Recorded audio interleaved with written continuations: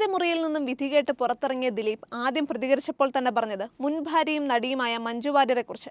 നടിയെ ആക്രമിച്ച സംഭവത്തിൽ ഗൂഢാലോചന നടന്നിട്ടുണ്ടെന്ന് മഞ്ജു പറഞ്ഞത് മുതലാണ് തനിക്കെതിരെ ഗൂഢാലോചന നടന്നതെന്നാണ് ദിലീപ് പറഞ്ഞത്. അവർക്കൊപ്പം മുതിർന്ന വനിതാ പോലീസ് ഉദ്യോഗസ്ഥയും ചേർന്നു. തന്റെ പ്രതിച്ഛായയും കരിയറും നശിപ്പിക്കാൻ വേണ്ടിയാണ് തനിക്കെതിരെ ഗൂഢാലോചന നടന്നതെന്ന് ദിലീപ് പറഞ്ഞു. എന്നാൽ എന്താണ് അന്ന് മഞ്ജു പറഞ്ഞത്? നടിയെ ആക്രമിച്ചത് ക്രിമിനൽ ഗൂഢാലോചനയാണെന്ന് ആദ്യം ഉറപ്പിച്ചു പറഞ്ഞത് നടി മഞ്ജു വാര്യരാണ്. അതിജീവിതയ്ക്ക് പിന്തുണ പ്രഖ്യാപിച്ച ചലച്ചിത്ര പ്രവർത്തകർ കൊച്ചിയിൽ ചേർന്ന യോഗത്തിലാണ് മഞ്ജു ഇക്കാര്യം തറപ്പിച്ച് പറഞ്ഞത്. ക്രിമിനൽ ഗൂഢാലോചനയാണെന്ന് സംശയം പ്രകടിപ്പിക്കുകയല്ല മഞ്ജു ചെയ്തത്, പകരം നടന്നത് അതാണെന്ന് ഊന്നി പറയുകയായിരുന്നു. ഇവിടെ ഇരിക്കുന്ന പലരെയും, ഞാൻ അടക്കമുള്ള പലരെയും പല അർദ്ധരാത്രികളിലും അസമയങ്ങളിലും ഞങ്ങളുടെ വീടുകളിൽ സുരക്ഷിതരായി കൊണ്ടാക്കിയ ഡ്രൈവർമാരുണ്ട്. അതുകൊണ്ട് എല്ലാ സഹപ്രവർത്തകരെയും അങ്ങനെ കുറ്റം പറഞ്ഞിട്ട് കാര്യമില്ല. പക്ഷേ ഇതിന് പിന്നിൽ നടന്നിരിക്കുന്നത് ക്രിമിനൽ ഗൂഢാലോചനയാണ്.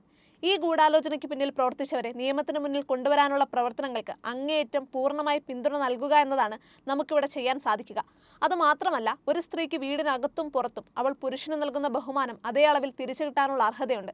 ആ ഒരു സന്ദേശമാണ് ഞാനിവിടെ എല്ലാവരെയും അറിയിക്കാൻ ആഗ്രഹിക്കുന്നത്.